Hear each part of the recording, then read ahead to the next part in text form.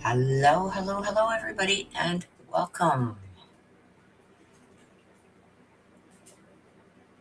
Let me just refresh this here.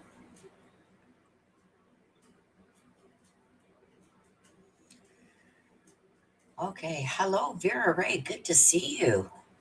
Haven't seen you in a while. Good to see you. Okay, so we are going to go over. Let me just bring it up here.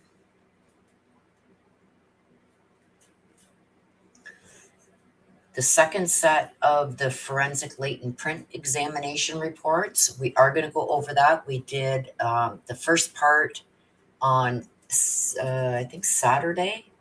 Then we had our mini reads on Sunday, and now we've got this. Now, I went through this, and I took a couple hours to go through it because I didn't want to waste anybody's time with, the double fingerprints and all this stuff.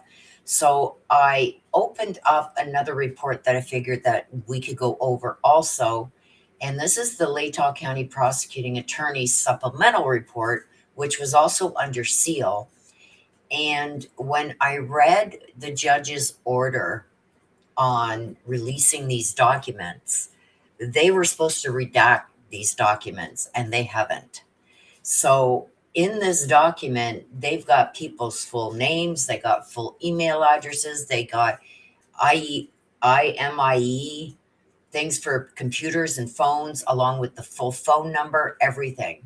So we're going to go through. I'm going to need probably, as you can see over here, it's 115 pages. I'm going to need a couple hours to go through this and redact what they didn't. And I don't know how this is happening because there's still quite a few documents that we don't have yet. And we're waiting for them to be redacted. Well, this is one of them that should have been redacted and isn't.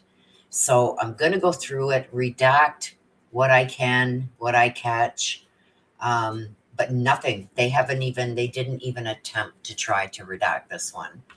So we will go over that maybe tomorrow afternoon. I've got a doctor's appointment tomorrow, so maybe after that I will come live and we can go over this. I can go through this tonight and try and redact what I can. Okay. So here we go. We're going to get right into this, you guys. This is the second part of the forensic latent print examination report. And as you can see here, the suspect is Bryan Kohberger, and we will see the date of this.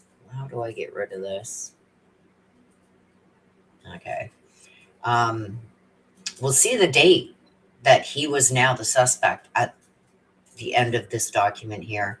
So item 52, one latent lift card. Item 53, one latent lift card. Item 54, one latent lift card.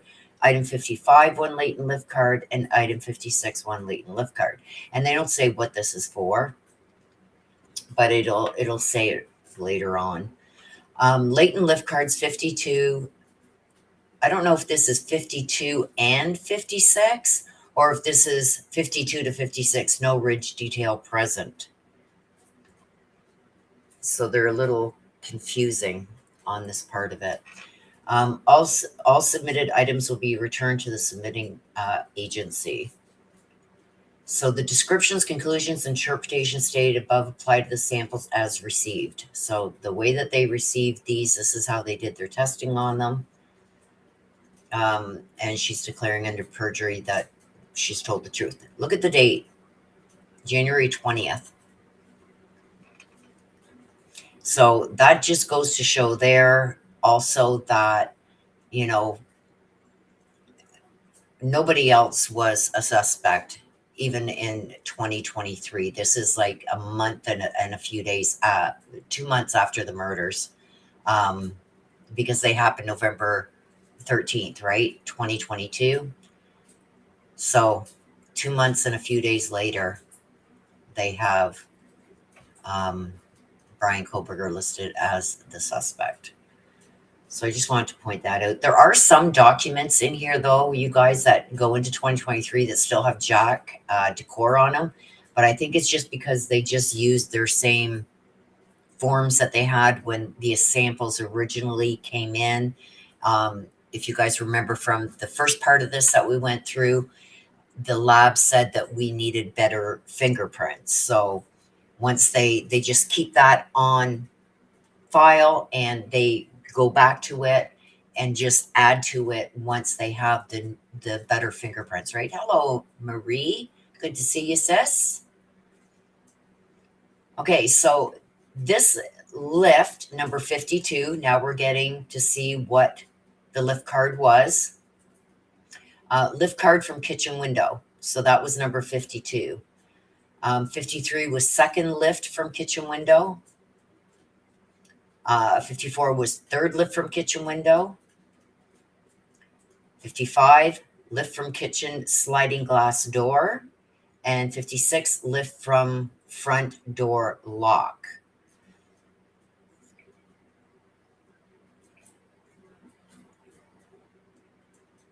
Lifts on both sides, lifts on both sides, lifts on both sides, and NDP. So this is the prints that they pulled from those areas. This is previously was on another assignment, made new assignments, so this could be verified as the other assignment is being halted. Like I said, they were waiting on better fingerprints, right, from Jack Decor and a few other people. So these are from the window, I believe, or this could be, I'm believing this is from the window.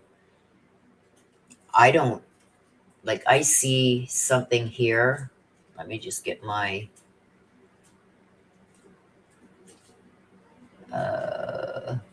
pen, draw. So I do see something here, a little bit up here. I think these are the actual handprints that were on the windows, the one up here. And this is another one they said was either below or above. And by the looks of these are the tips of the fingers.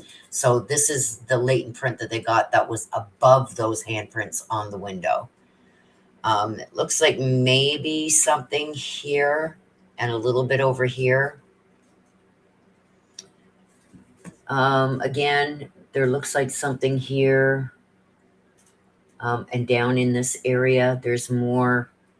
You can kind of see some ridges and valleys and lines here in these. It's really hard to see. You could probably see it under a microscope a lot better.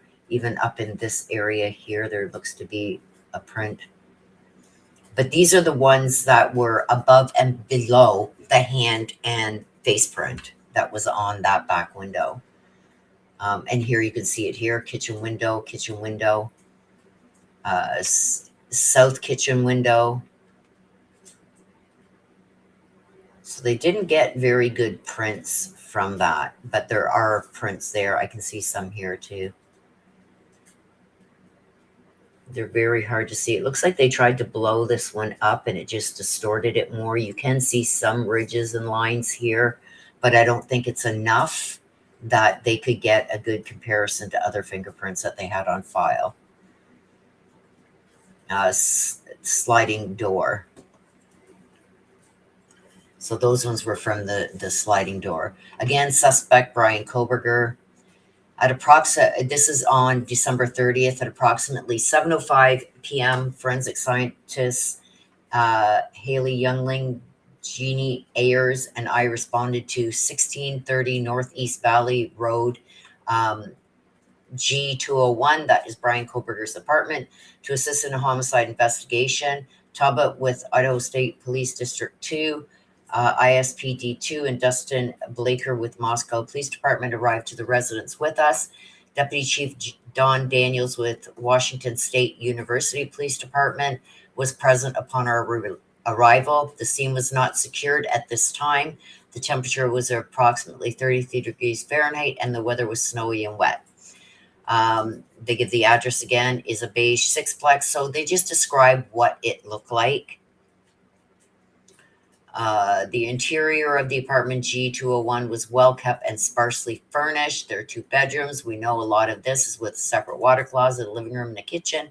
There are entryway doors enters to the living room. The living room was furnished with a 2-seat sofa on the east wall. There was a coffee table and a rug in front of the sofa. On the west wall, there was a television stand with a television and various books on the interior shelving. Now, we've seen the photos of all of that.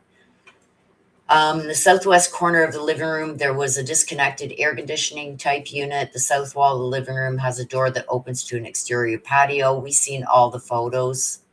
If you haven't seen them videos, you can go back and check in under my video or live tab. They are all in there. To the north of the television stand, there was a table with 1 lamp powered off. On the north wall of the living room, there's a closet. East of the closet on the north side of the apartment are the 2 bedrooms. 1 on the west side, 1 on the east side. The northwest bedroom was unfurnished and was locked prior to entry. There are 2 empty 2-door closets located on the west wall. So I'm assuming that those 2 closets were for this other bedroom. So I guess he could have rented out that room if he wanted to.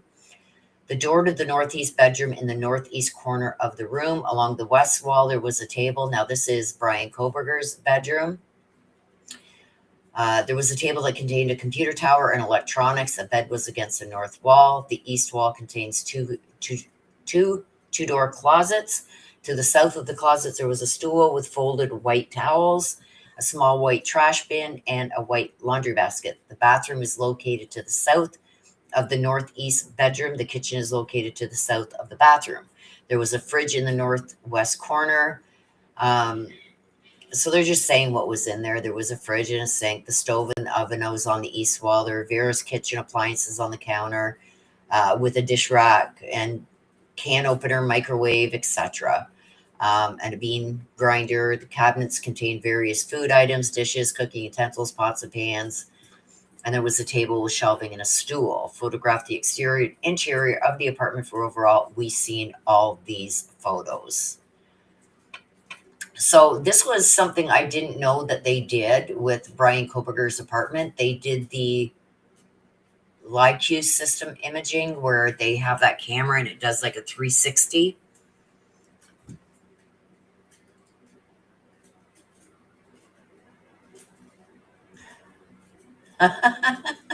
Hello, Caroline. Good to see you. You haven't missed much.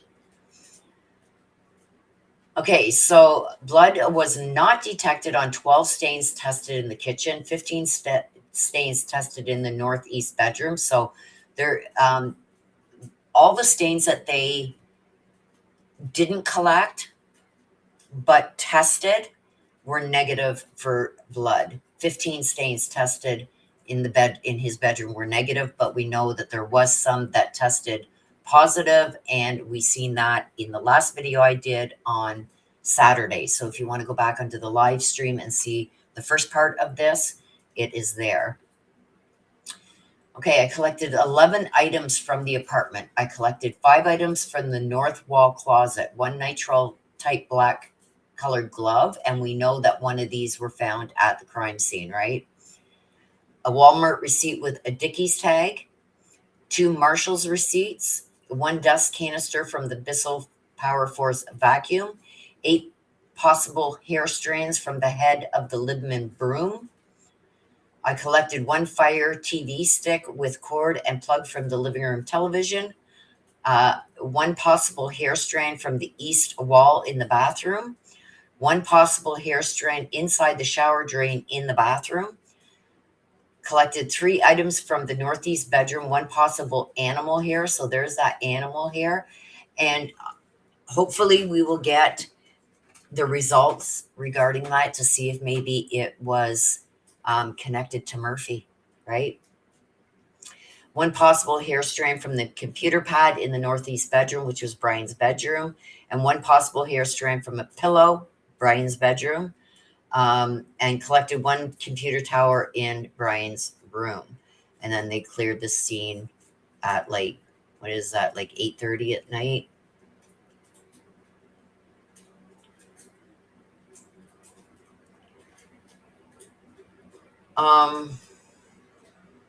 There was something else. Hello, Rose. Good to see you too. You guys, if you're not subscribed, please hit the subscribe with the notification bell. Please give the video a like. It helps get us out there in the algorithm and it helps the channel immensely.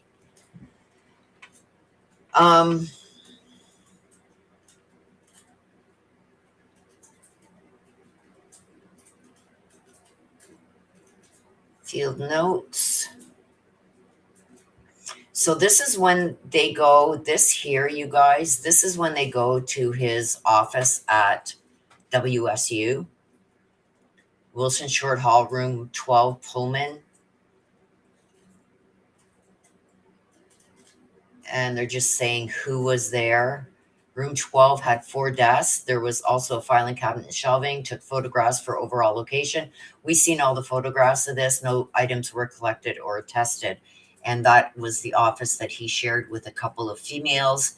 And those females, we know, we seen statements from them saying that Brian had really harassed them and made them feel uncomfortable and stuff like that. So that's where that was.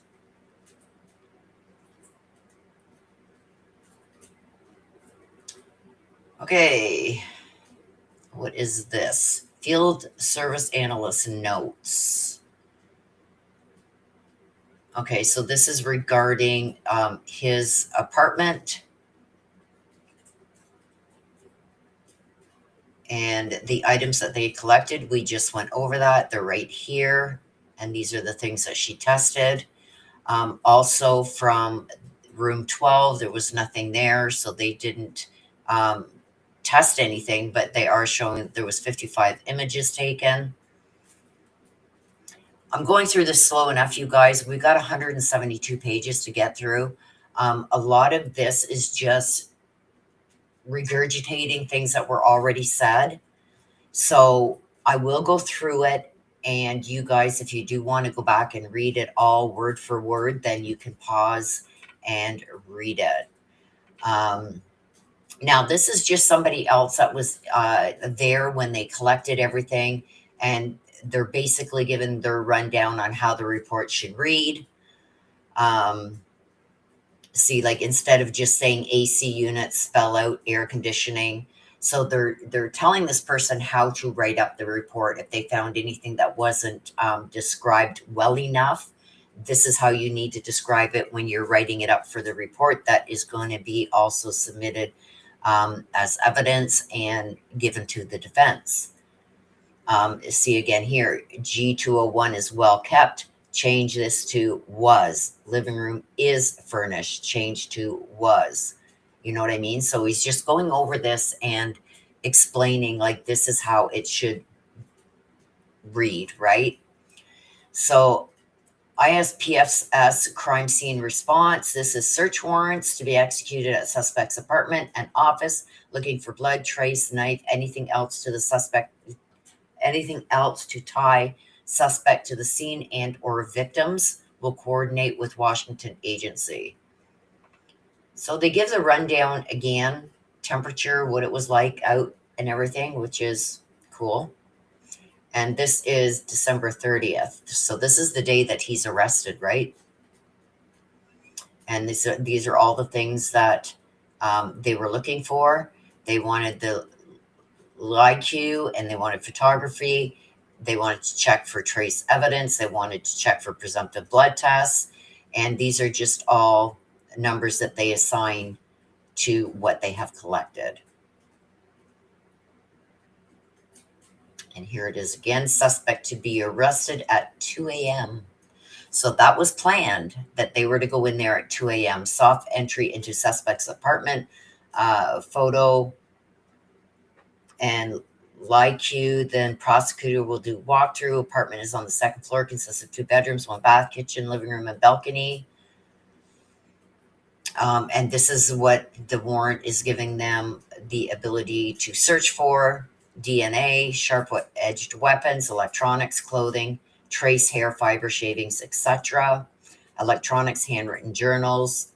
This is what they were searching for. And we seen everything that they pulled out of that apartment. Okay, so this is the LIQ capture notes. So this is what it captured. The sidewalk and everything going in, side of coffee table, center of kitchen, approximately center of a room. And it's just everything that was in the apartment was on this. And it comes out like almost like a small movie, right?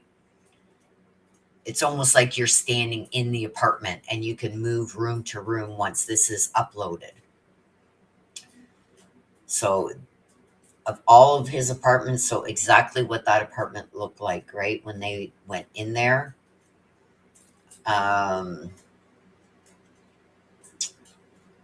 What is this? A presumptive chemical test for blood. Okay, so this is everything that they tested for blood. We're going to go over, you'll see in this column here, it's the negative, and this is positive, if anything was positive, and this is negative, and this is if they collected it, and then collected by whoever, and if they took a swab, a cutting, whatever, right? So it should turn pink if it's positive for blood. So they did all the tests, like on the white towels, on the dark red spot, small flaked off surface upon touch west of sink, kitchen counter, pizza cutter, top drawer, like anything that seemed to have, and you can go back and read through this if you want. So right now, all these were negative for the red stuff, right? Again, we've got a few pages of this. These are all negative.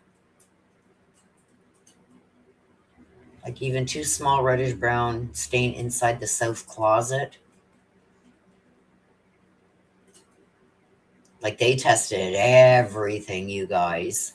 Gray smear interior of south door on south closet in northeast bedroom. Laundry basket. Exterior of northeast bedroom.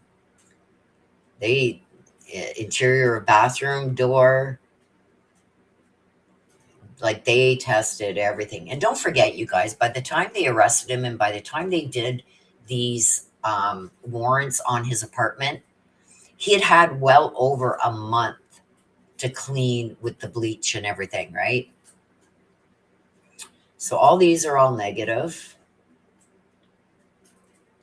Liner stain on right side of shelf, a cabinet under east sink bathroom, light orange brown stain, irregular right side of sink, collected hair, see collection marker 8.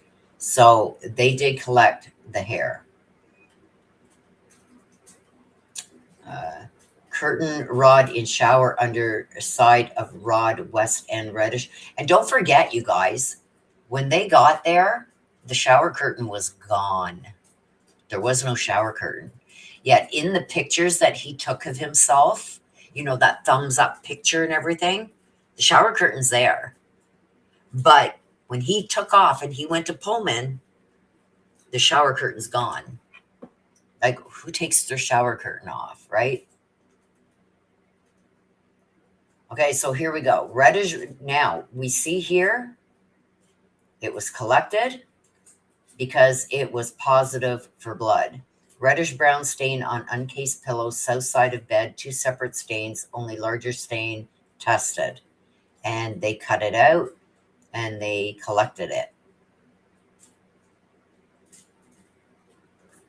The mattress cover on the bed in Bryan's room on edge facing doorway, tested positive for blood. They collected it. All these tested positive for blood.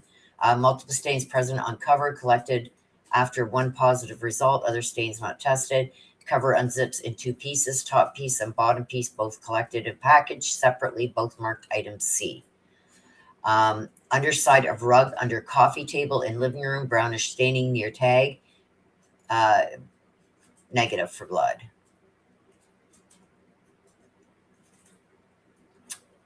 So then they go on to put in this again, everything that they collected. You see collection here, right here, collected item. So they collected all these. We've already read this in the written report. The glove, the Walmart receipt, the Marshalls, the dust container, the fire stick, possible animal hair strand, possible hair.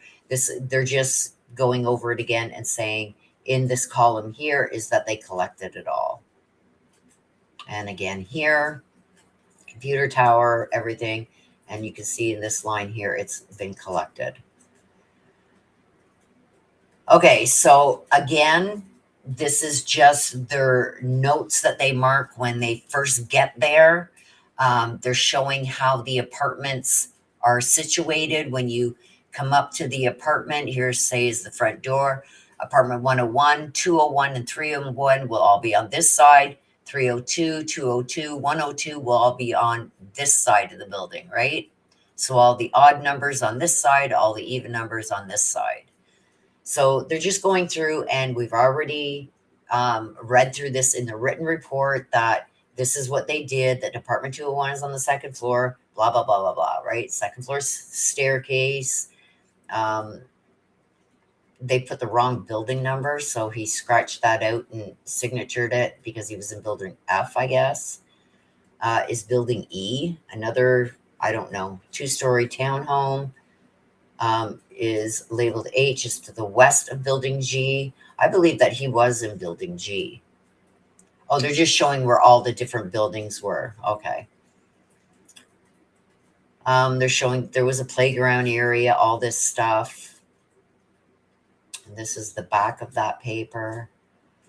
Okay, so they're going through it again, that they entered the apartment and what they did when they entered, that they did the LIQ here. They described the bedrooms again.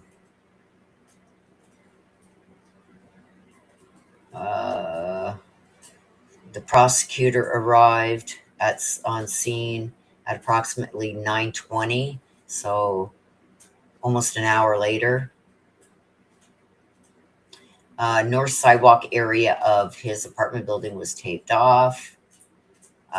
Prosecutors Bill Thompson and Ashley Jennings entered residence for a walkthrough at approximately 9:45, escorted by Talbot, and they stayed there for not even 10 minutes.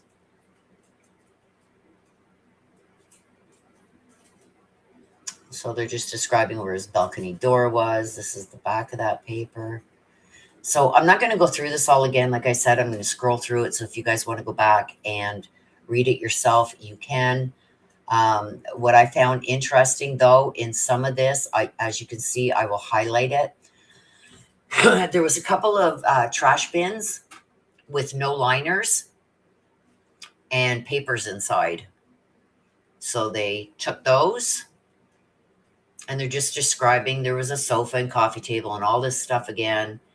Southwest corner of kitchen, there was a black trash can under the sink. On the east side of the cabinet, empty with no liner.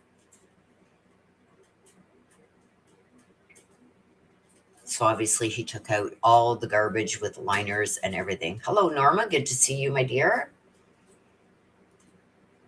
See, here it is here.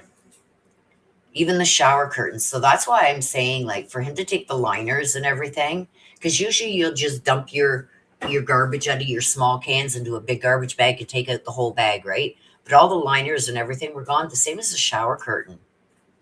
No shower curtain or liner. One white towel hanging on the east wall. Small white trash can in toilet room empty with no liner. So he made sure he took anything and everything out of there that could hold DNA. TV stand has a set of keys on a shelf and one Criminal Justice Edition 4 still in plastic on the shelf. We've seen all this already, describing what's in the kitchen and in the living room, etc. The Dickey's receipts, 2 Marshall's receipts, that they searched all the documentation for its contents. And that's where they found some of the things that he had written about, right? Talbot searched contents of trash can in Bryan's bedroom, various documents and dry cleaning type wipes, and various documents and dry cleaning type wipes.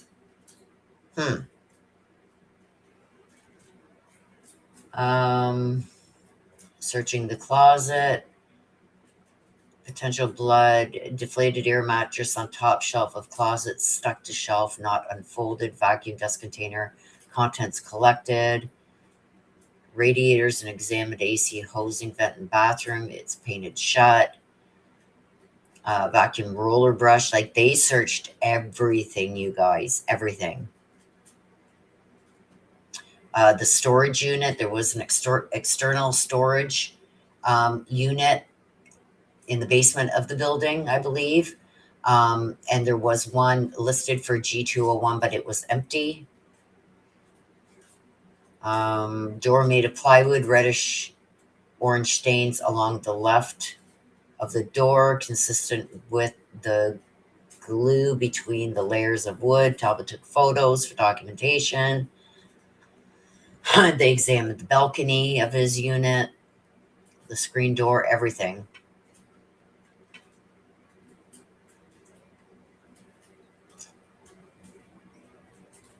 So they're just saying that they took it all back to the police station, secured it.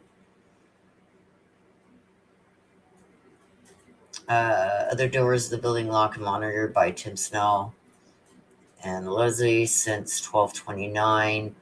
WSU PD took over and monitored. This is the house, I believe.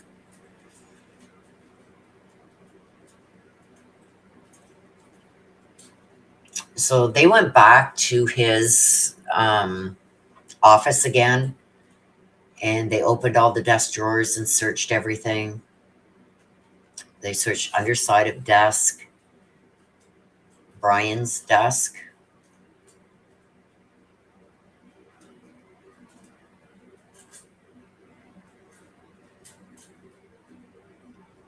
They unlocked, somebody from WSU unlocked the drawers and everything so they could search it all, but nothing was collected from there.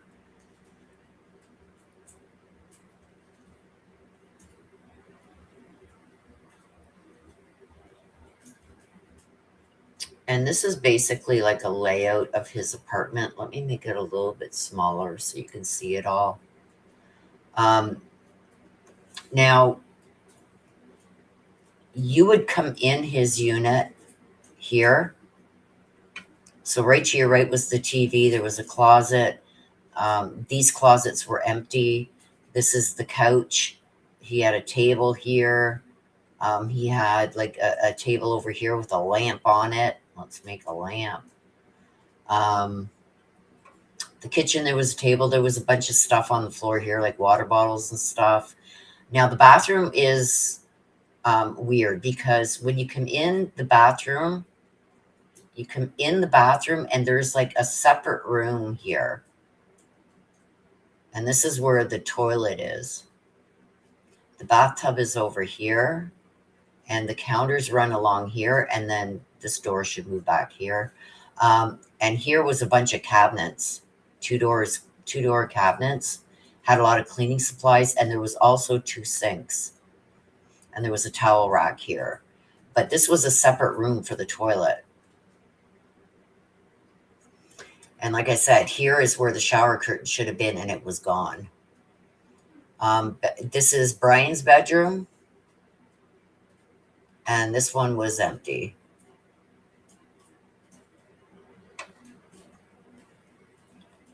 My writing is horrible on this thing, eh? And this is his patio. His patio came like this. There was a window here to the patio, and this is the patio door. And this is where his desk was, his bed, and the closet.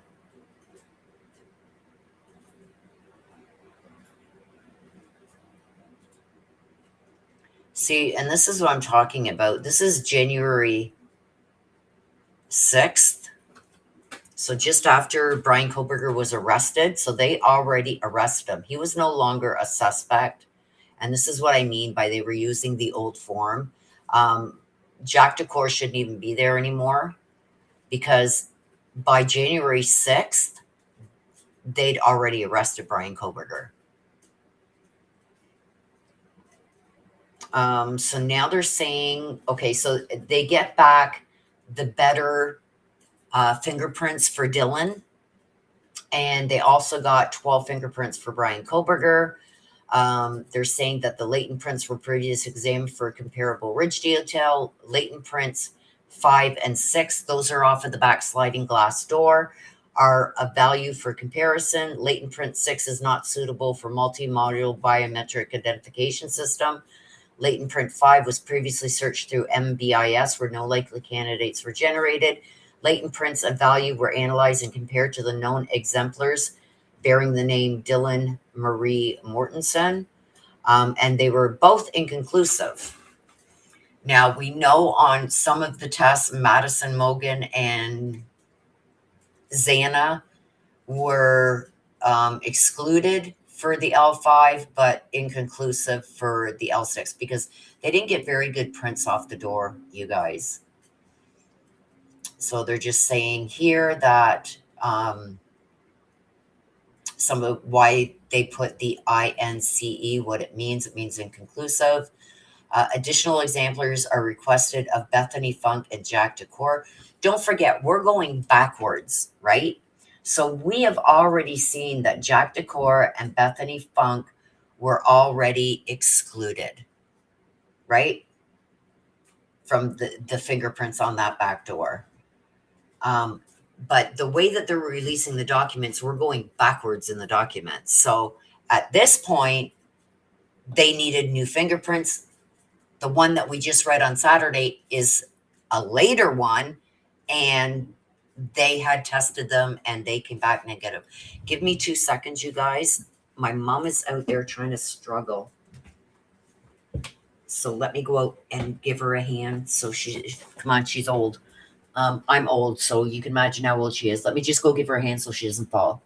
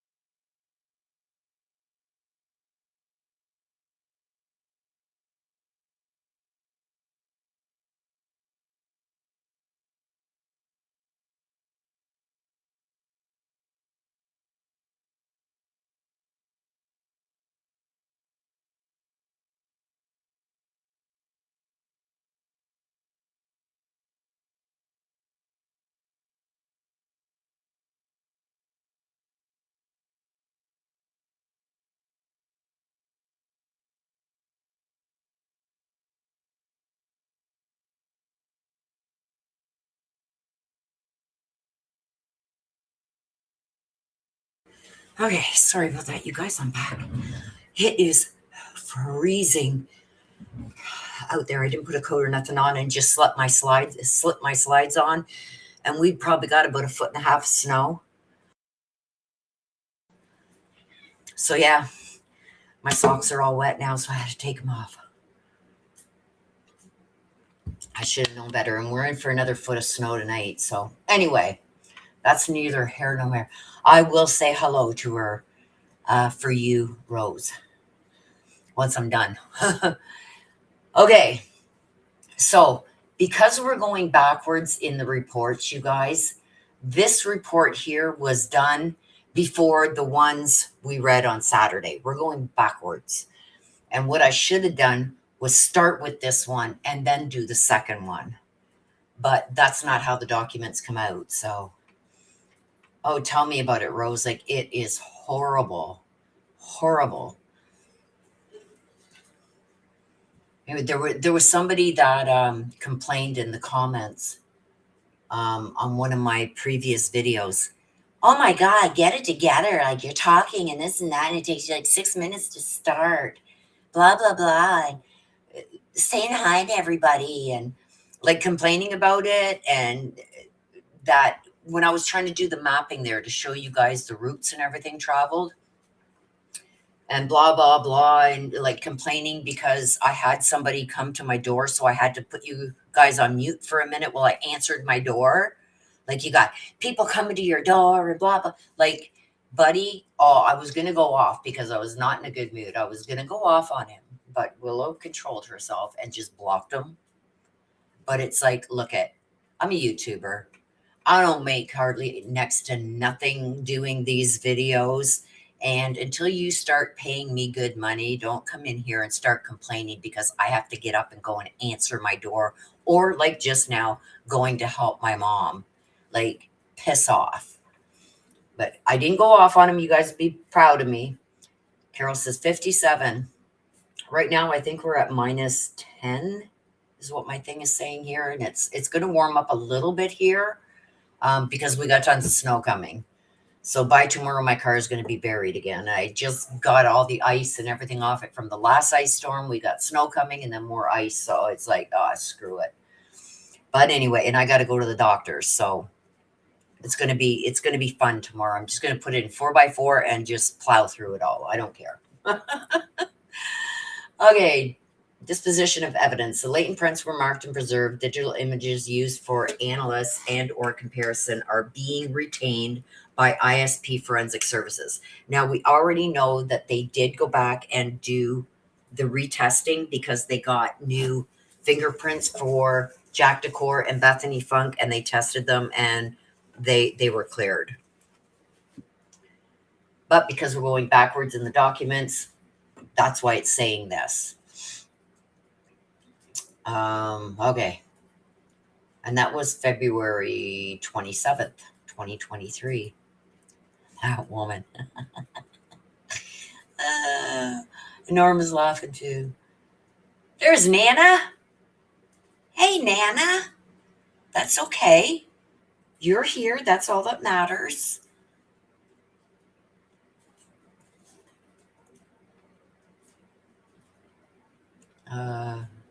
Whoops.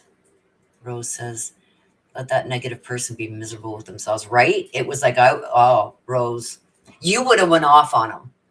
I was gonna, but I thought, no, not even worth it. But it's like, I thought, you ignorant prick. Don't come into my life. Like, you guys wouldn't do, like, I'm not talking about you guys, these people that are trolling and saying these nasty comments. Come and do what I do for nothing. I don't get paid. And believe me, what we're making off of YouTube anymore, like, I was lucky to make $300 last month. And to put in the hours that I put in here and basically not getting paid for it. Like, piss off, buddy. Go complain to somebody else. But anyway, I was gonna pull a Gray Hughes on them. Some of you will understand that. Okay, latent print analyst notes. Let's make this bigger again. Just because I can.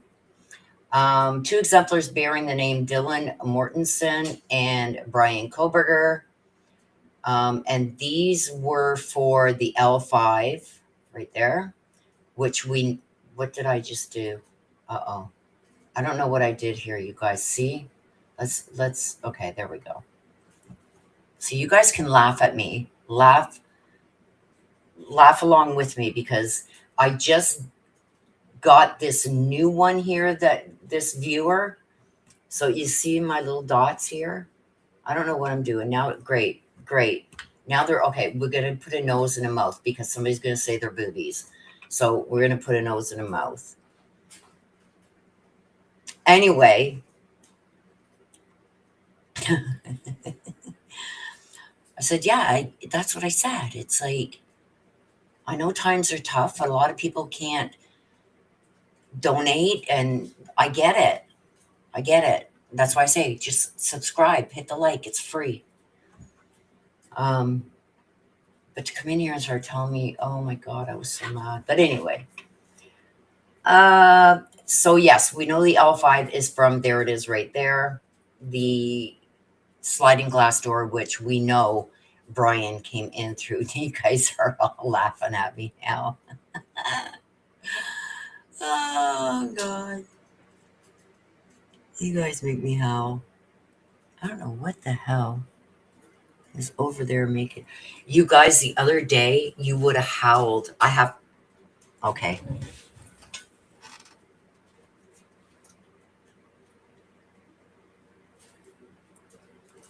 I had to go and look because I left my door open. And the other day, I went to take my garbage cans from outside to the front. Anyway, and I left my back door open, and I came back in, and my squirrel was in the house. It's like he was sitting in the kitchen, almost like shivering. Right? Carolette says, you want proficiency? Give me a raise. Well, I'm pretty proficient. It's just, I was trying to do two different things, and I was trying to see how it looked on screen to see what was going to be a better view, or, to better explain the situation. And I couldn't do that until I was live, right? So it's like, buddy, piss off, right? Yeah. But anyway, screw him. Anyway, no points of correspondence to Mortensen. Waiting on new exemplars for conclusion. Need examples for decor, funk, and others that were at the scene on the day of the incident. Now, we already know that they got them, because this report came out before the one we did on Saturday. So we already know that there was some that was still inconclusive, because the fingerprint that they got off of the back door just wasn't good enough to compare to everybody's fingerprints. But we know that Bethany, Dylan, Jack Decor, Hunter, Emily, they all gave their fingerprints. And none of them matched the fingerprints that they got off the back door. And here's the L6. Of the sliding glass door again. Another print next to L6 could be the same latent, very low QQ, very borderline value. So the prints that they pulled weren't that great, right? No comparison is going to be done at this time for this latent. Need exemplars from Decor, Funk, and Mortensen. We know that already was done, because the report, I'm not going to keep repeating it. We're going backwards in the reports, which is stupid. We should have started at the beginning, right? So we could follow along. There's Carol. Thank you for that, Carol. Look at my little squirrels. Yeah, my little squirrel was in the house. Like, he comes in all summer long anyway, but I've never seen him come in during the winter. They're usually hunkered down. The only time I see them is usually first thing in the morning, when they come to get their bowl of nuts to take back to their nest. But yeah, when I came in, he was in my kitchen, like right over by the big container of nuts that I had. So it was funny. Poor little guy. Anyway, inconclusive. Mortensen cannot exclude number 10. Ridge flow appears inconsistent, but finger is not recorded well enough. So now what we're going to do is we're going to go through Dylan's fingerprints again. See, they were inconclusive, and we seen on the other reports that she was excluded. Nobody was excluded from the L6 because the L6 was just so bad. These are, whose are these? We should be able to see down here. These fingerprints belong to Dylan. Okay, so you see when they took her first fingerprints, look at, they didn't even get her full fingers. Look at, they didn't roll them. Whoever took her fingerprints, it should be fired. Look at this. You know what I mean? Whoever took her fingerprints should be fired. Like doubling over like this, like that's, they've moved her finger and reprinted right over the same print. Like this one you can tell is a single print, but these ones here look like double prints. Even this. Like how can you compare that? So that's why they asked for a second set of prints from Dylan, because these are the ones that they had got, and they weren't good enough. Now the palm print, the hand and palm print seem good. But when you try and blow up this, it distorts it. Oh my God, I did it again. I don't know what I keep hitting. Yes. I love it when the babies come out too. The babies come out in spring. And they've got a nest in my big bush in my backyard. So see, even these are smudged. Like whoever did these fingerprints should be fired. You see how they got this outer band here? That's because they've slid the finger as they're fingerprinting.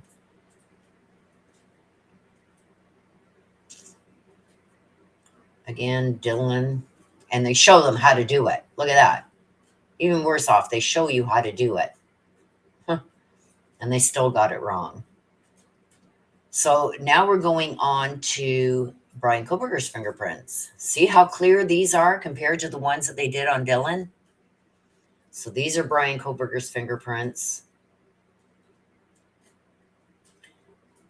And this is a no-no. They put punch holes right through his fingerprints.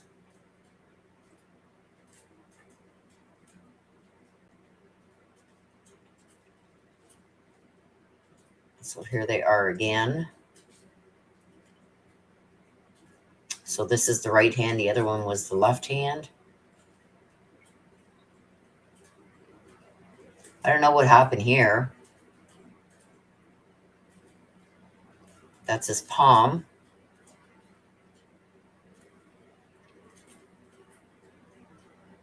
And I'm kind of wondering, like there's some areas here that look like it could be scars or something that's healing.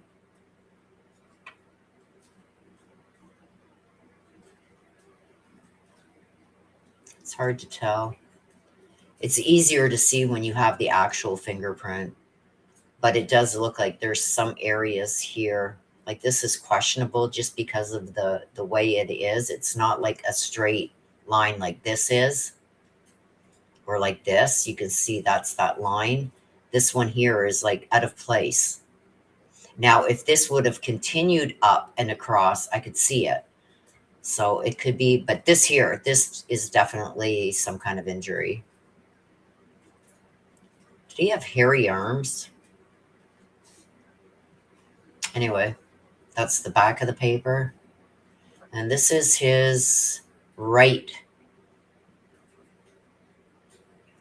hand, I think. Let's see. Yep, right palm. See what I mean by these things here? That looks like it's an injury that could be healing because it goes right through this line on his hand. You see how he's got these lines that go through?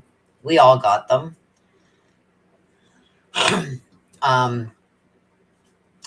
When you got the actual print, like sometimes they overexpose these when they take the photo.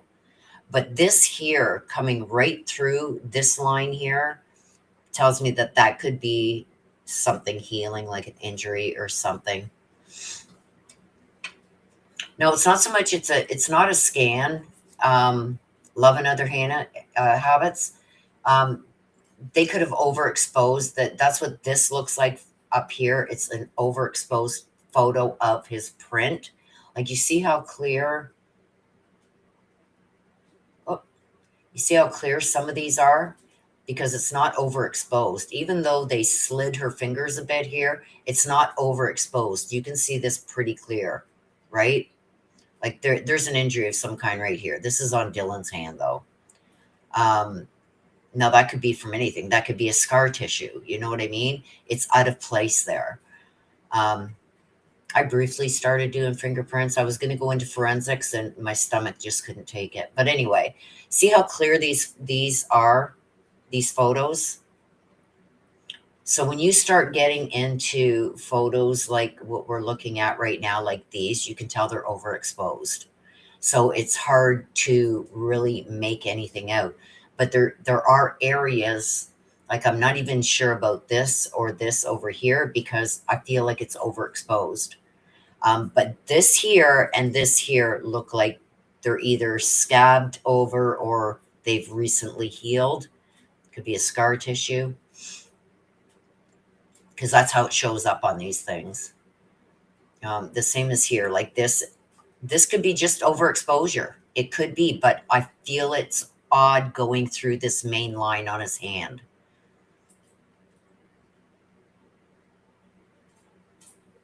So those are his prints. See, look at this. This is like really overexposed. I know they were trying to probably hone in on something. There was probably an injury that was either like there's something here. There was either an injury that was healing or something going on here that they were trying to like zoom in and get a good picture of, but then it comes out overexposed and then the lab can't use it, right?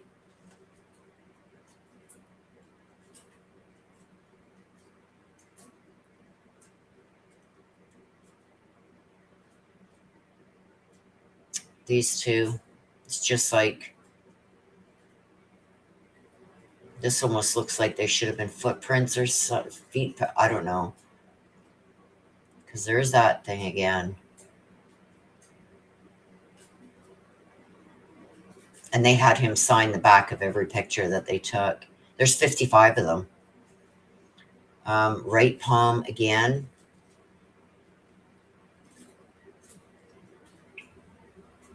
This one's a little bit better. See, this is questionable. I would want to see this on the actual print.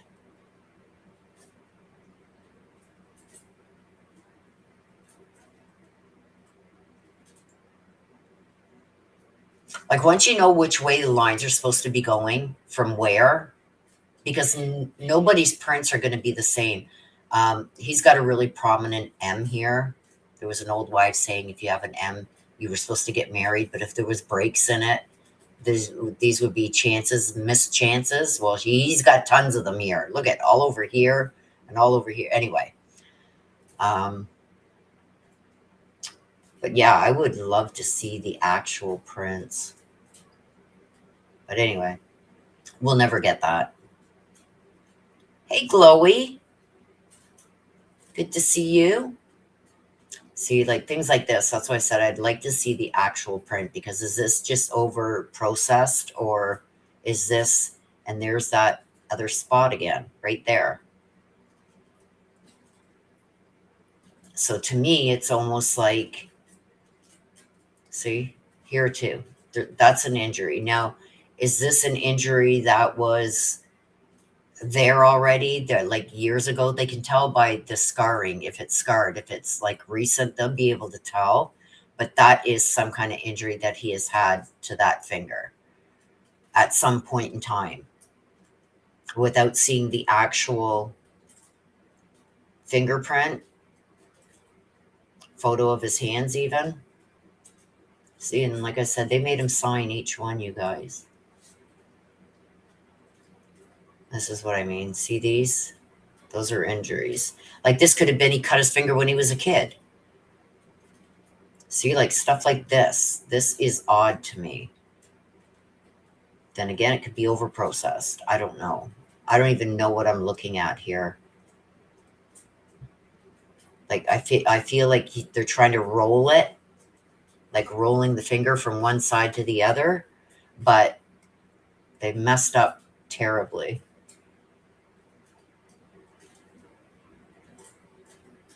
Again.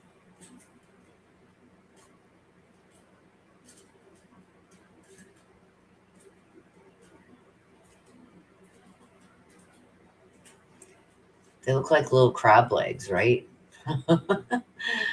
Oh, God. Like, these are a mess. Like, you think with a high-profile case like it is, these prints would be pristine, like we seen up here. Where are they? Like this, right? That they would be pristine, but they're not. We're getting, like, things that look like crab legs and smudges. Yes, he does. Very childlike. It's like Bryn. Where's the A? And if this is supposed to be, this is the B, there's the R, this is the Y, and then the N. Like he's missing letters in his own name. And then Coer. C. Coer. And he never signs the same way. It's always sloppy like a little kid. See, there's that injury again there. And this is a different print. So that's still being there. That's some kind of injury there. See, there he is again there. Totally. Well, I mean, look at the B in this one and the R and then the Y, N, brain. Let's go back to this one. See? See the B here goes like this. And then this looks like a B, an I or a U. This is like a J and an N. It's weird. He never signs the same. And then look at how he does his B here, this fancy B. And this R and this Y and this little squiggly. It's just weird. And then here he tries to go Kohberg. Now it's Kohber. It's just really weird. Okay, forensic latent print examination. Latent prints L35-1 and L35-2 were observed and preserved during the processing of the scene of 112 King Road. Let's see if we can see where those are. See, here is December 5th, suspect, Bryan Kohberger. They already had him as a suspect, but we didn't know about it. Okay, so L51 does not contain a sufficient amount of clear ridge detail necessary for comparison. Latent print L35.2 was analyzed and compared to the known exemplars bearing the name Xana, Kernodle, and Bryan Kohberger. And neither one of them could be excluded. It was inconclusive for both of them. Probably because, I don't know why. Something with the print, I guess. Oh my gosh, I did it again. There we go.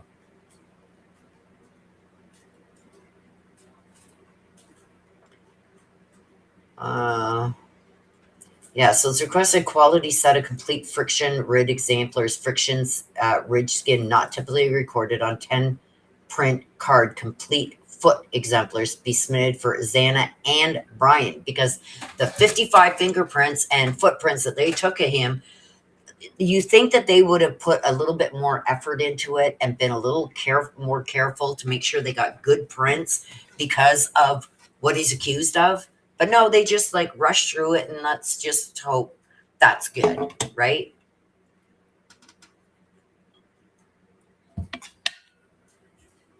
It's report number 30. You always see the report number right here.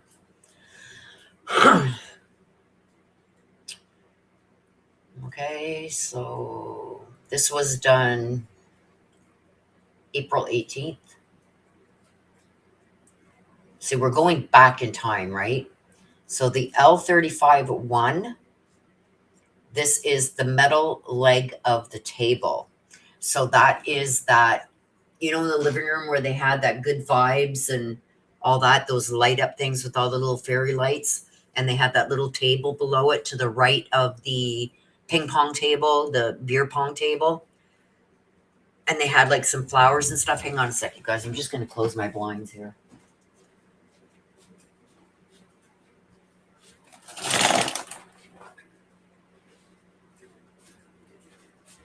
I don't like everybody walking by on the street being able to look right in and seeing what I'm doing in here. Especially with all this computer equipment sitting right here in the front window. So L5 is a okay, this is, no, the L5.2 is the metal leg of the table. So the L5-1 is a digital image. Oh my God. Latent could be a foot based on ridge flow area curving back up, could be palm loop starting. So they didn't know what it was. That's why they wanted better prints for both Xana and for Kohberger, right? Hey, Kate. Good to see you. There's Kate. Hello, Kate. And Vera Ray.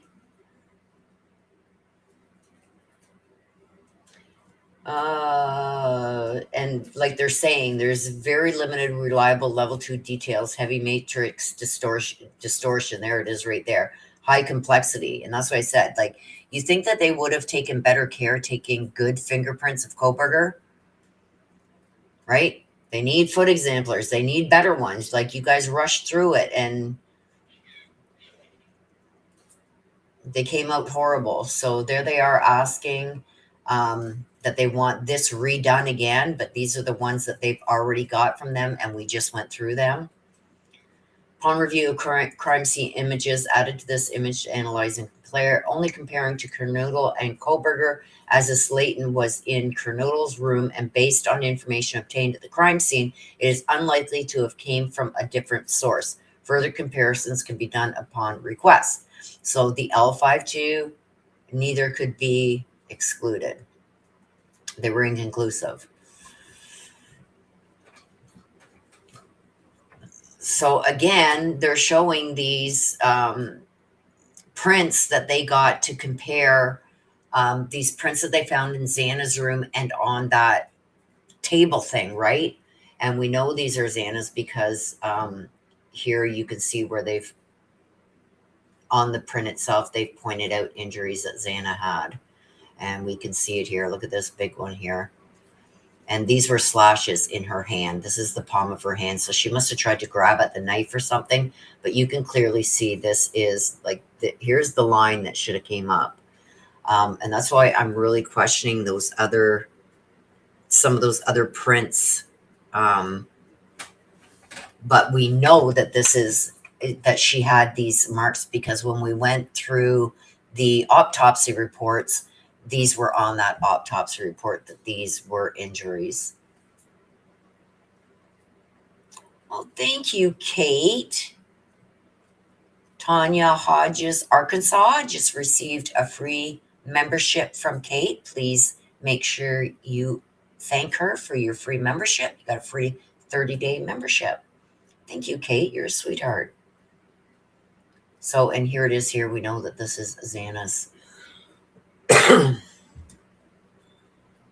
And they're just going to show all of Xana's prints again to show that, look at, like, you can see tons of injuries here. Like, I know for sure that these are injuries on Xana because I seen the autopsy report. We all seen it. There's another one there. And you can see there's red stuff here. So there was injuries on these fingers also. But these fingerprints weren't good enough for them to compare. And here's other injuries here where I believe she tried to kick him and stuff. So But we already seen these in the first part that we went through on Saturday. Again, there's all kinds of injury here, across here. And it shows up good. Like, look at even down here. These two, I believe, are slashes. These lines right here. They're not your typical lines like you're seeing up here. You can tell they're jagged, and they're just the way they start and finish. So she was probably kicking him, everything, trying everything. And these are the ones that they are comparing of Bryan's. They're showing them again. Like I said, every time they do a report, they have to include the fingerprints that they used. We just seen all these, and we went through them. Remember I said I mentioned this spot and everything, and even this here. See, look at his, see, this one is even more different from, now he does the fancy B and it's connected. And a fancy, it looks like a W now at the end, and a different K and O. It's just odd, you guys. I just find it odd. More marks up here. This could be, but I'm not sure. See? Totally different each time. Yes, Kate is very sweet.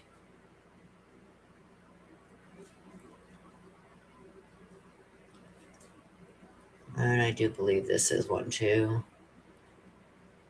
That looks, if that is one too, it looks like it's still healing. Like a scab maybe. Or it did show up white. Again, different signature.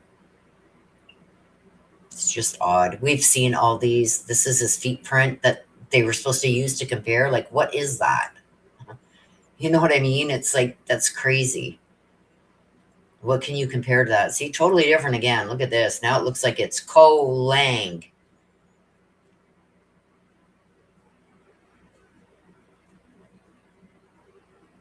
Yes, guardian angels. And here again, I think this is an injury. Could be down here. I don't know. Like I said, I wish I could see these actual prints. Again, totally different. Now we got Kohberger. At least he didn't forget the A this time. There's the A and the N. It's weird. And here again, like I see some spots where I think it's injuries. That's his right.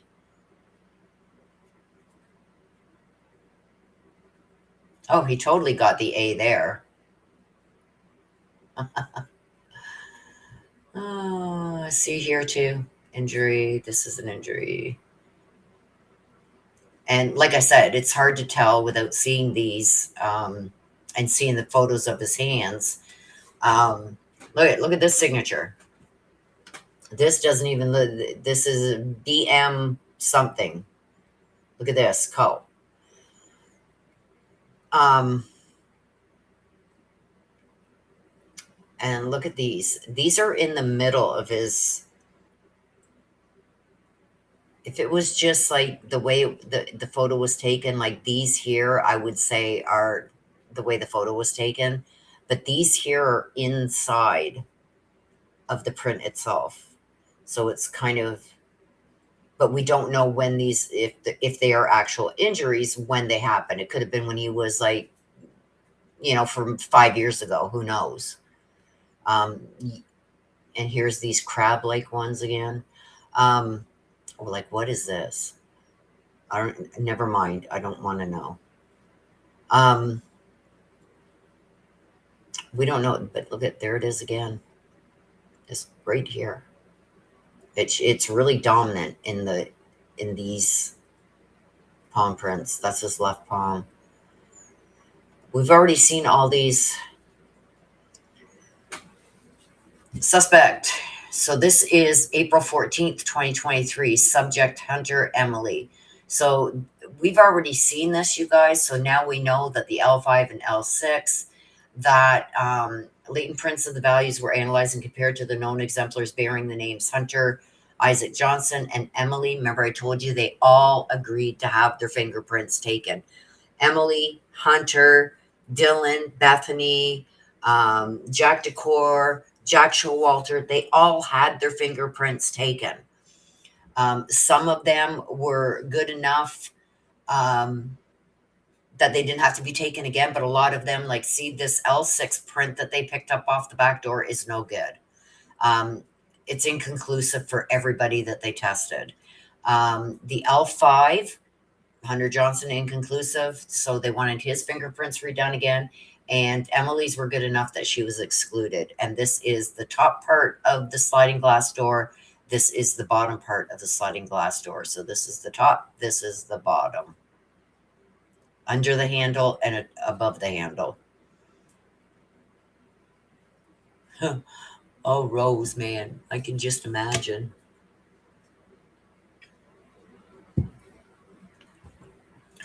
So in order to complete the comparison portion of this examination, it's requested that a quality set of fully rolled fingerprints be submitted for Hunter. And they did do that. We seen it in the last documents we went over on Saturday. And this is why it pisses me off that they're going backwards, because we already know the answer to this, because we seen it in the documents we did on Saturday, that came after this. And we got these two. So we're just going backwards. So this is more of just seeing if there's anything that we missed, right? So agency item 23M, lab item 128, 3 sets of exemplars bearing the name Hunter Johnson. And these are elimination prints to eliminate him from the prints that they've gotten from the crime scene, and the same for Emily, which is Hunter's girlfriend. Hunter's the one that went in and found Xana and Ethan. So L5, again, that's the top part of the door. And they're saying they needed better exemplars, clearer exemplars for Johnson. Johnson cannot be excluded. And we've already got, and the L6 was no good for any of the fingerprints to be compared to, because the L6 was just a piece of shit fingerprint that they got. It was no good for anything. But the ones for Johnson, we know, for Hunter Johnson, we know that he gave another set and they compared them and he was excluded, as was Jack Decor.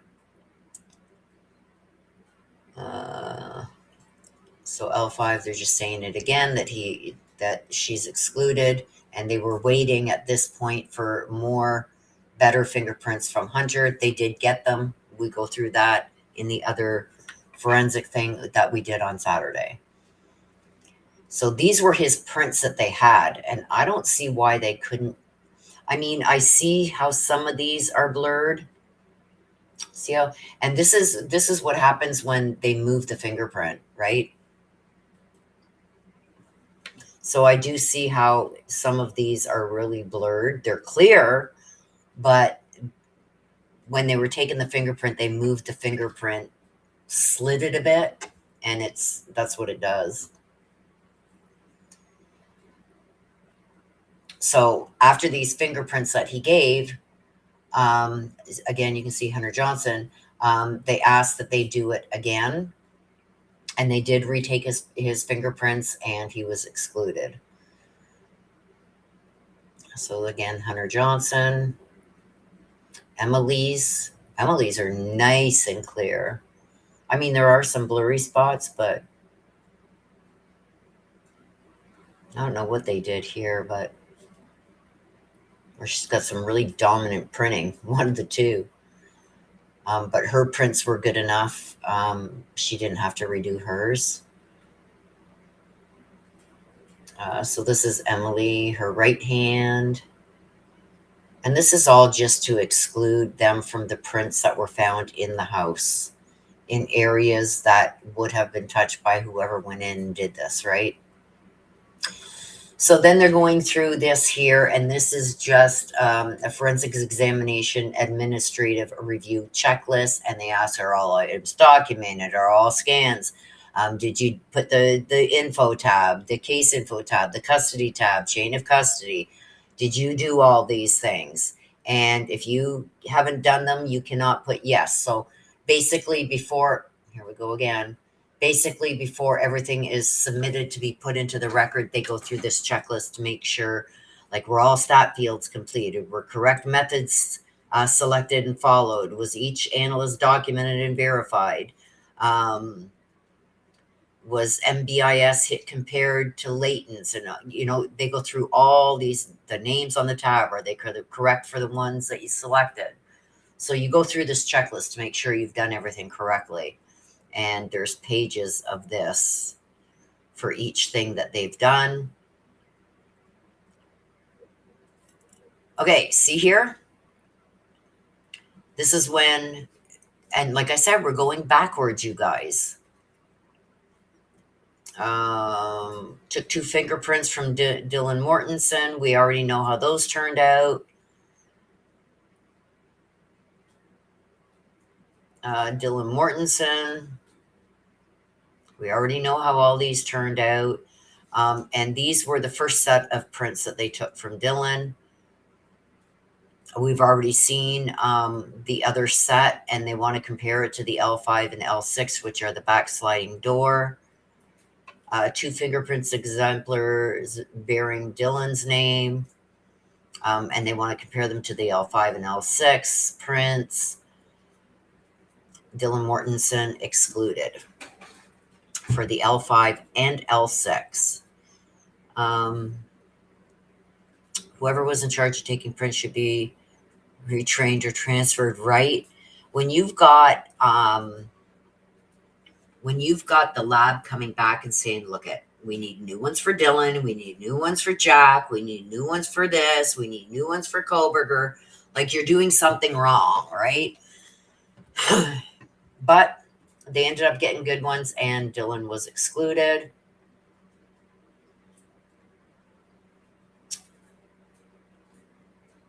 And here's the testing that they did. We already knew that she's excluded. So even though the Latent is very poor quality, they were comfortable excluding Mortensen. See, L5 and L6. I don't know why they got 2 copies of this. She's excluded. So she's not the one that touched that back door.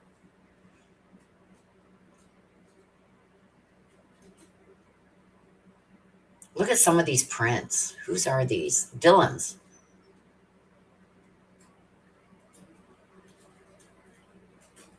It's just odd. These are rolled, and they didn't even roll them good. But anyway, she was excluded. And we're going to go through a whole new set of fingerprints that they did. So suspect Jack Decor. Suspect Bryan Kohberger. 11/13/2022.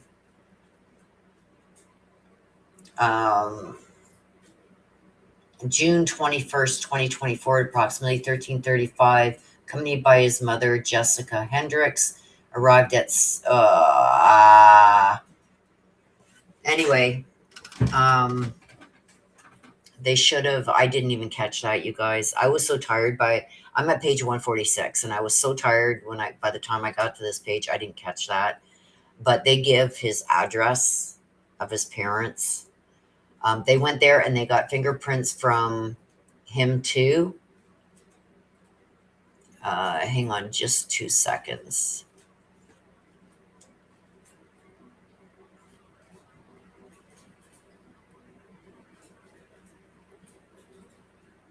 Just give me 2 seconds, you guys. I'm just so I can show you who this is.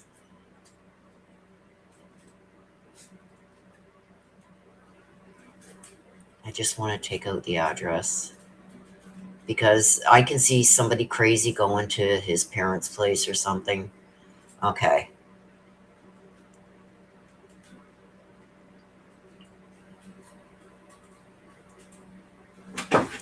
From my experience in the field, this is a sloppy job and I was extremely careful doing my prints. Yeah. It's like, that's what the first thing I said, Rose. It's like somebody should be fired. Like I started into forensics and then just couldn't forget it. It was like, nope, it's not for me. I can't stomach it. No. But yeah, it's bad. So here we go. On June 21st at approximately 13:55, Hunter Johnson, accompanied by his mother, Jessica, arrived at Ada County. I met with them to assist with a homicide investigation. I collected 3 palm print and fingerprint exemplars using the powder adhesive method from Hunter Johnson. So we already know that. Yeah, I wish they did better too, Rose. Like, it's unacceptable. You know what I mean? Especially, like I was saying, in a high profile case like this, you want to get the best prints that you can get.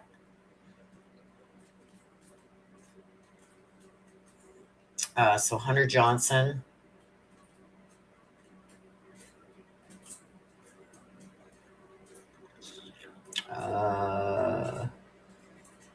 And it's just handprint sheets, full roll, a right palm and a left palm. So they didn't do individual fingerprints. They just did full roll slaps. Huh. Okay. What was that? Okay. Yeah, this is the Idaho State Police. The Moscow, this is their report, the Idaho State Police Forensics. The Idaho State Forensic Services are the ones that did all the comparisons, but it's Moscow Police Department that took the fingerprints. So yeah, it's like, wow. And Jack's name shouldn't be on here anymore because he had been ruled out like within weeks. They're still using an old form. Instead of changing and making a new form, Hunter Johnson is still on here. Dylan's still on here. She was excluded. And it's for the same thing, the L5 and the L6. Dylan was excluded, but we are going backwards, but still. Latent prints of value were analyzed and compared to the known exemplars bearing the name Hunter Johnson. For the L5, he was excluded. The L6, nobody was excluded and nobody was found to be the ones who left the print. The latent print 6 that they got off of that back door was just a shit print. It wasn't good for anything because nobody's prints could be compared to it. It was just that bad. And now they're just going through it again and showing for the L5 and for the L6, which is on the back door. See, back door. They're going to go through some similar to few fingers and similar ridge flow cannot exclude due to low quality of latent. So he's excluded from L5, but he's not excluded or included from the L6 because the L6 was a shitty print. And we're going to go through his fingerprints. And you see he has to sign each one too.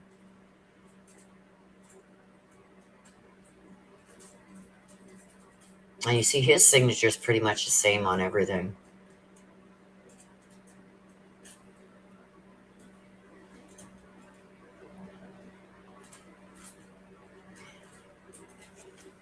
Oh, my back is killing. And there's a lot of people here, right? Latent prints L5, L6 were previously captured. 2 fingerprint cards bearing the name of Bethany and 3 fingerprint cards bearing the name of Bethany. This is all about the L5, L6. We already know that Bethany was also excluded, but we are going backwards here. See, L5, she was excluded.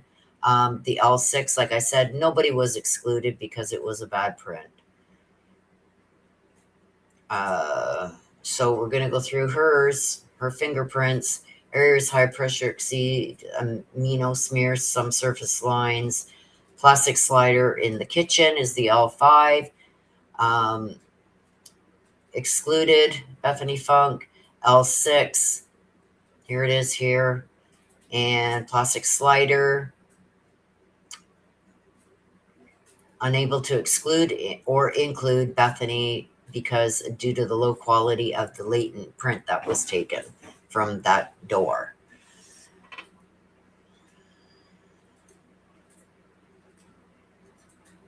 So here again, we see from the L5, she was excluded. The L6, nobody was excluded or included. Nobody from all these fingerprints that they've taken. And they're going to go through Bethany Funk's fingerprints. These ones are pretty good. I don't see any smearing. You can see the ridge line's good.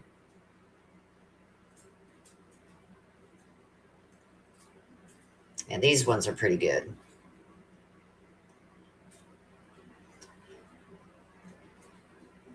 Yeah, these ones are pretty good.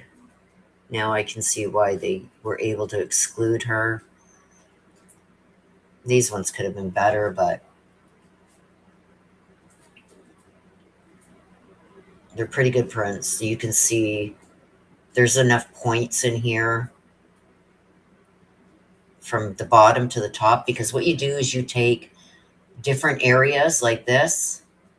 If you can see my red dots that I'm putting here.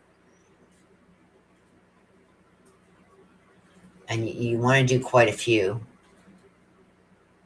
And then you run it through to see which of these dots, if any, line up to your latent print that you've taken off say the glass door. Here's your print, right? That was taken off the glass door. Here's the print. Do any of these points match on here? And that's how they compare. And then say this one is possible, this one's possible, this one's possible. Then you get out your microscope and you start looking in those exact areas, and you can usually include or exclude by looking at those areas that come up as possibles. So that's how fingerprinting works. So the whorls, the arches, the loops, and you compare it to your other fingerprint that you've gotten off of whatever you got it off of. And more of Bethany's. Like I said, these prints are pretty good. I can see now why they could exclude her from the L5. And nobody was ever excluded from that L6, because the latent print that they took off the bottom of the door handle was just so bad that they couldn't match anybody to it.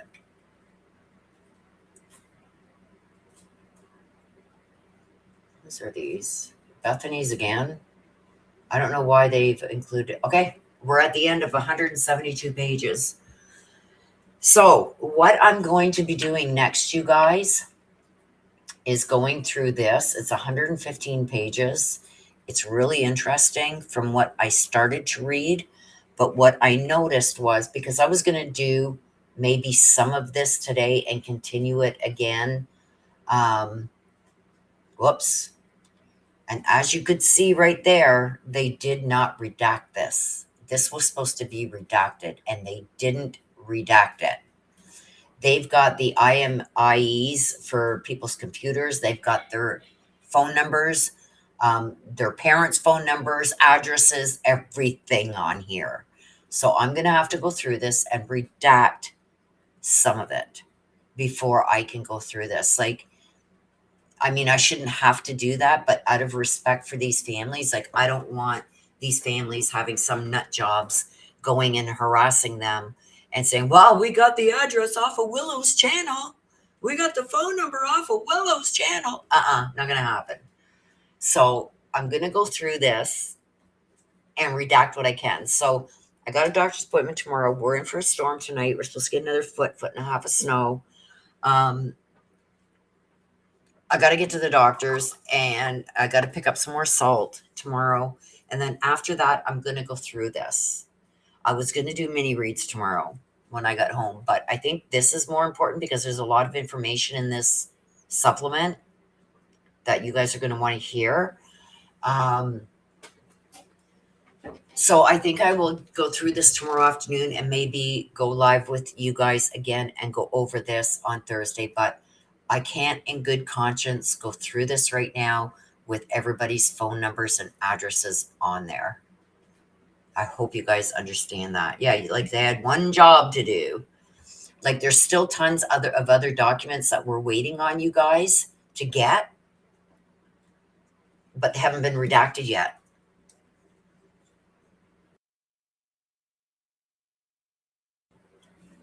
And these are all documents that we should have had like a month ago. They were ordered to be, the judge put the order out November, I don't know, November something, the beginning of November. He put the order out for them to go through this set of documents and let me know whatever ones you want to keep sealed and which ones need redactions, what you want redacted. You got a month to do that. So these should have been released the middle of December, and they weren't. They were just released last week.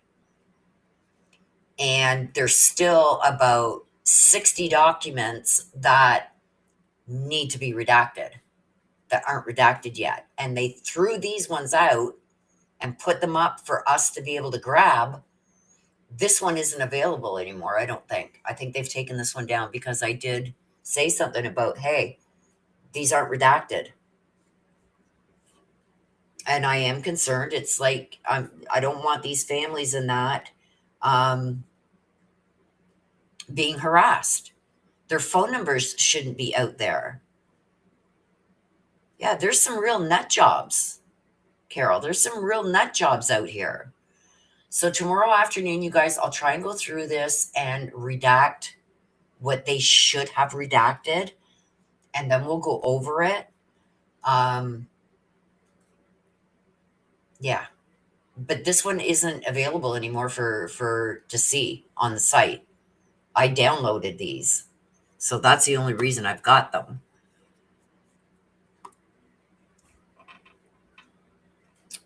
Rose says, awesome. Thank you for always thinking of the families. They did a shit job. It feels disrespectful. Yeah. This is the court. This is the court and the lawyers. Thank you, Norma. This is the lawyers that were supposed to go through these documents and redact everything. I won't be live tomorrow, Carol. What I'm going to do is I got a doctor's appointment in the morning. I've got to go and pick up some more salt because we're in for another ice storm, and we're in for overnight. It's a snowstorm into tomorrow afternoon. It's a snowstorm, and then right through until I think tomorrow night we're going to get snow, and then it's turning to freezing rain. We're going to have another ice storm. So I've got to get some more salt and an icebreaker because I don't want to go through what I just had to go through trying to get rid of like half an inch of ice on everything, like on my sidewalk and my steps and everything. So I want to get that. And then when I get back from that, I got to go through all this, and it's 115 pages. I'm going to have to go through it all and redact the things that they should have redacted. So I'll probably do it, that tomorrow's Wednesday. I'll probably do this on Thursday. I shouldn't have had to do this, but I was going to do mini reads tomorrow afternoon. So maybe I'll do maybe I'll do these in the morning and mini reads in the afternoon tomorrow, on Thursday. Sorry, Thursday, not tomorrow. Thursday. Okay, so I will see you guys again on Thursday. We will go over this once I have been able to redact it. See here at the bottom, for the AT&T call detail record CDR for the following phone accounts, it lists everybody's phone numbers, like Hunter's, everybody's.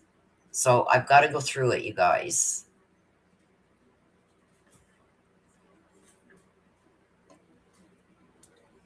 And redact their addresses. Not tomorrow, Rose. Not tomorrow. I've got a doctor's appointment, and I've got to go through all this tomorrow and redact it. So Thursday. If I do this document here Thursday morning, I'll do mini reads in the afternoon. If I do mini reads in the morning, I'll do this in the afternoon. We'll see how it works out. I'll see how I'm feeling Thursday morning. But I won't be live again until Thursday. You're very welcome. It does. It takes a lot of work. It's going to take me a few hours to go through this document and make sure I've redacted everything and make sure I've caught everything. And then it's another couple hours with you guys online. It's a lot of work. So I do appreciate you guys supporting the channel if you can afford to do so. Like I said, I'm not making next to nothing from YouTube anymore. That's for sure. It seems a lot of people, there was another thing we got today, you guys. People are complaining about the view thing. It's just getting crazy. They're complaining about how many ads are being shown to their viewers, and yet their ad revenue has dropped by 75%, but they're showing more ads. So who's getting that revenue? It's not the creator, it's YouTube. So, I mean, there's a lot of changes that have happened and I'm not happy about it. I'm hoping another platform becomes available that is a little better, because I'll be jumping ship. Because it's just not worth my time to, like, who works for like 8-9 hours a day for nothing? You know what I mean? And I know times are tough and people can't afford to donate to the channel. So it's like, you get discouraged after a while. And it's getting to the point where I just don't even want to do videos anymore. And then you get people like that one guy that came in complaining because I got up to answer my door. It's like, what? Huh. Thank you, Rose. I appreciate all you guys too. Yes, Thursday. I will see you guys all on Thursdays. On Thursday.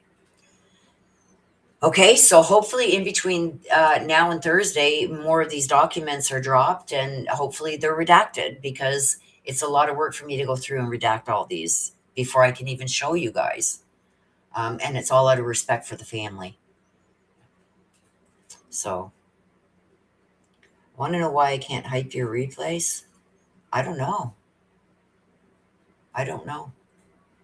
It is. It's truly hard. So it's almost like I've got to make some decisions. Do I go harder on the private reads because I'm behind in private reads? I've been putting off private reads and I get paid good for those. You know what I mean?